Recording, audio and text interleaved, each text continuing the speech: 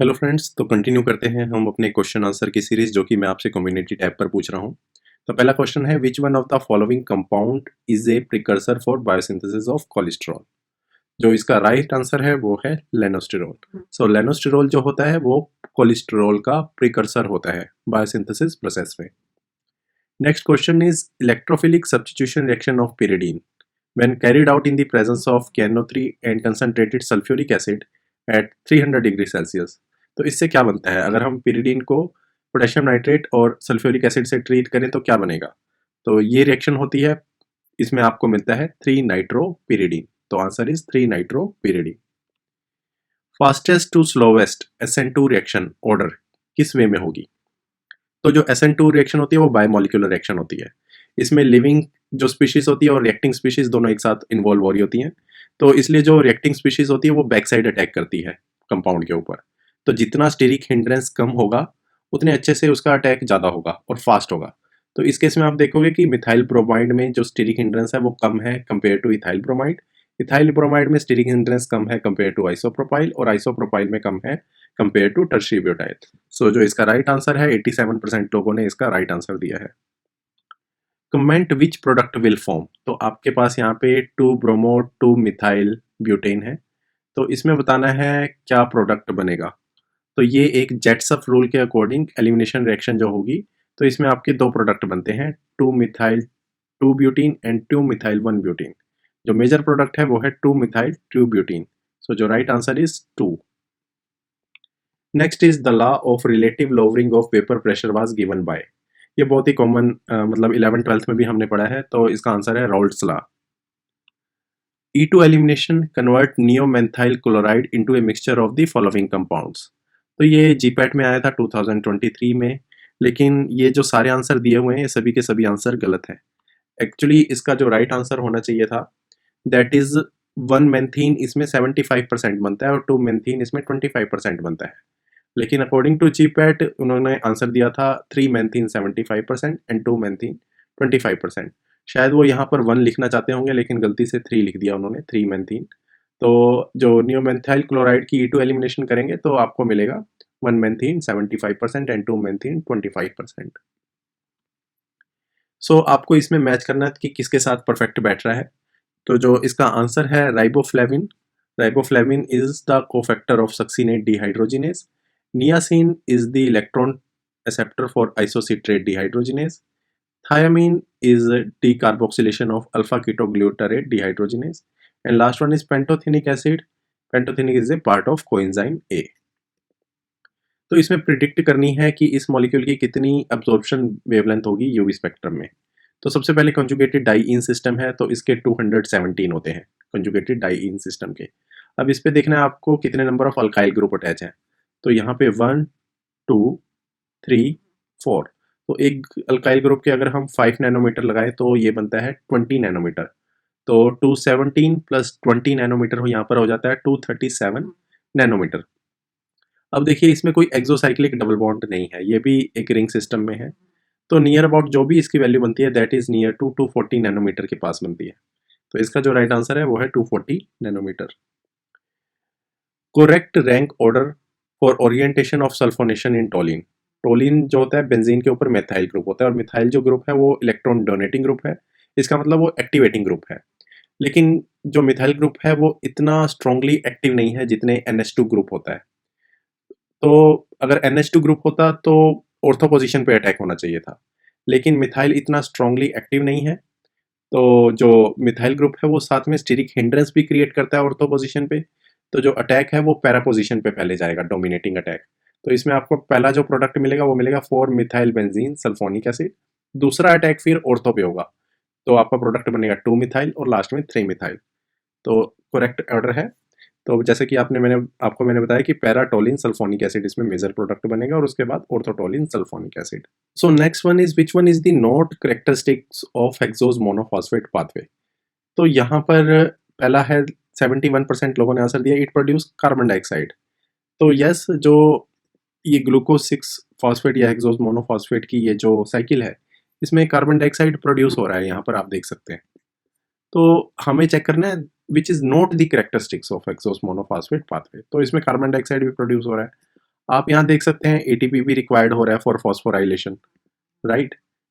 Third thing is controlled by inhibition of glucose 6 phosphate dehydrogenase by NADPH, लेकिन यहाँ पे NADPH बन रहा है, तो राइट आंसर तो ये होना चाहिए था, कंट्रोल बाय इनिबिशन। लेकिन जीपैट की आंसर की में जो दिया था वो था it require ATP for phosphorylation, तो ये मुझे सही नहीं लगा ये आंसर। और लास्ट वन जो है राइबोस फॉस्फेट भी प्रोड्यूस होता है, तो यस मेंशन है कि राइबोलोज 5 फॉस्फेट भी इसमें प्रोड्यूस होता है। तो इसका आंसर कुछ डायरेक्टली कह नहीं सकते हमें, बट जहाँ तक होगा शायद controlled by inhibition of glucose 6 phosphate dehydrogenase.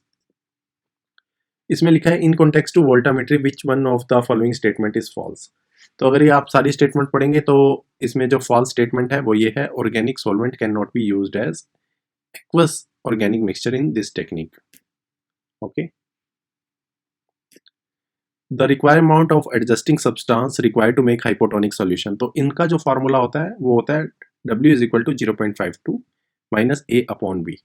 So जो A होता है वो होता है freezing point of unsaturated unadjusted solution and B होता है freezing point of 1% volume weight by volume solution of adjusting substance. सो यहाँ पर भी मैच करने को कहा है, तो बाइनरी फिजन जो हमें पता है वो होता है कॉमन वेजिटेटिव रिप्रोडक्शन, तो ए में 2 यहाँ पर आ रहा है। नेक्स्ट में देखिए यहाँ पे B4 कॉमन है, तो मतलब बी का आंसर है transformation is horizontal gene transfer by taking up of foreign genetic material.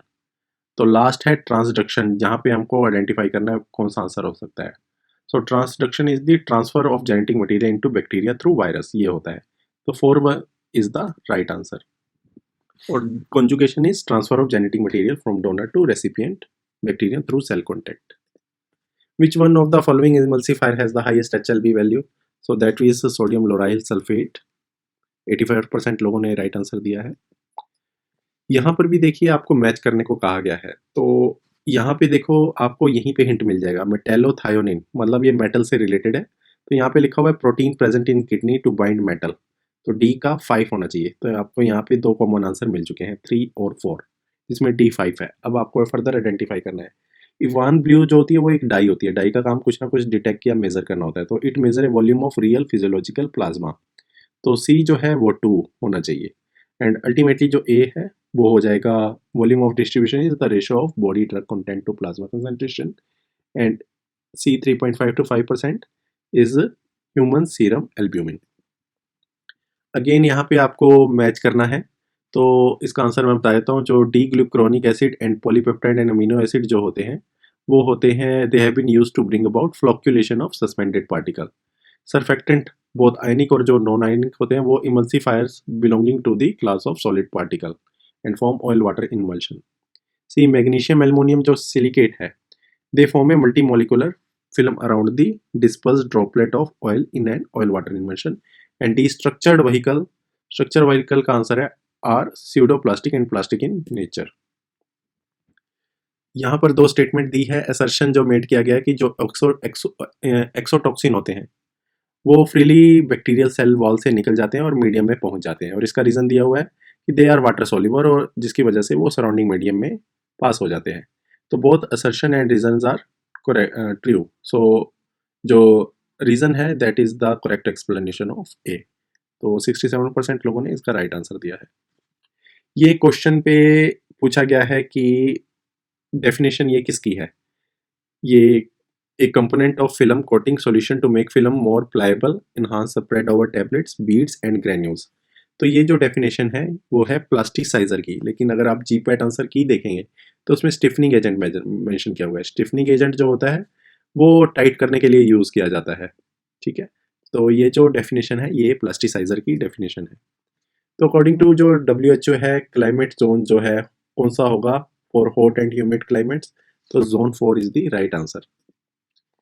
तो यहाँ पे क्वेश्चन पूछा गया है कि जिलेटिन कैप्सूल जिसका साइज 0.0 है उसमें आप कितने मिलीग्राम पाउडर डाल सकते हैं। तो ये भी एक्चुअली थोड़ा कंफ्यूजिंग क्वेश्चन है, क्योंकि पैकिंग डिपेंड करती है कि नॉट ओनली मतलब पैकिंग जो डिपेंड करती है वो आपके पाउडर कितना हैवी है या कितना लाइट नेचर का, उस पर डिपेंड करता है। लेकिन इसका जो राइट आंसर आएगा वो नियर अबाउट 650 मिलीग्राम के आसपास आता है। So 650 milligram is the right answer. Which of the following molecular property can be determined by thermogravimetric analysis. तो बहुत सारे स्टूडेंट ने इसका आंसर दिया हाइग्रोस्कोपिसिटी, जो कि राइट आंसर है। तो ये हैं अब तक के जो सवाल मैंने आपसे कम्युनिटी टैब में पूछे थे उनका answer. So thank you for watching this video.